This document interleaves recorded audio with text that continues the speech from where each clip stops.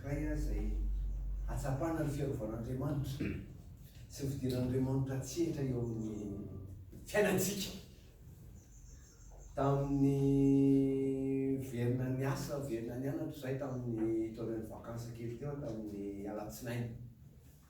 Dia rehefa verina ny asa izay vakansa nandritry ny herinandro teo dia nisy zavatra nisy zavatra nitranga salle misy anaky efatra. Very ny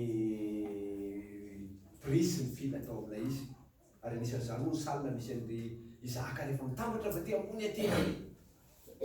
Dia tonga tany amin'ireo tompo-tsekoly moa zany nitatitra hoe zao zavatra nitranga nandritry iny, tsy fianarana vakansa teo iny fa fialan-tsasatra teo iny. Dia nampanatsony, dia tongavinareo aty fa ahoana zavatra zany. Dia zaho fa rehefa nanao taritra teny dia atsovy aty zoro lahy, dia vinareo aty. Dia vatany voanana dia fantatrareo ny antonam-panatsona anareo. Tonga dia avo amin'izay ny feo. Dia tao natsapana hoe eo ilay fanamboaran'Andriamanitra amin'ity foty. Dia teny ihany nareo lahy, tanaky nalaveo izay zavatra an'izay dia fantarony amin'ny service logistique zany. Tanafantarony ny vidin'izay dia zao. Asoroko amin'ny karamanareo. Asa tararena ty amiko aty hoe kely ny karama, tsy ampy ny karama. Andiakainareo lahy, asoroko amin'ny karamanareo lahy zay.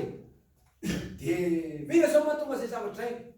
Ka ny tranonao mbola tsy mity. Aieky aty aminay zany hoe zanay no tsy nandritany dia zay zany tompony andraikitra.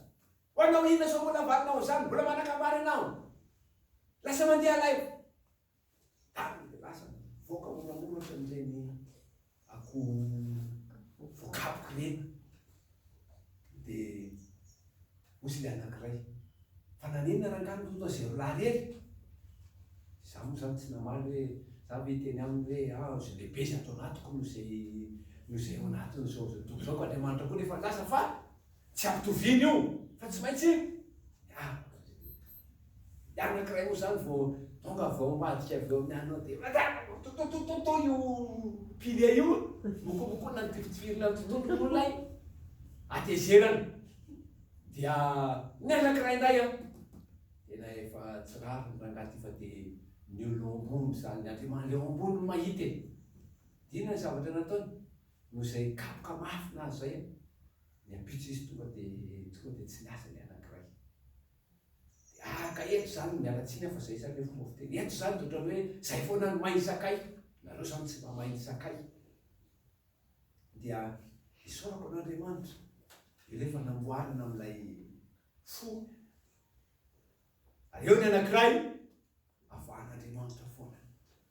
Tsy ampitovin'Andriamanitra mihitsy manompo azy, tsy mitsiny manompo azy. Fa raha vao tsy zay dia faty antoko ny atsika. Isaorana an'Andriamanitra tsy avy amiko, avy aminao, avy amintsika.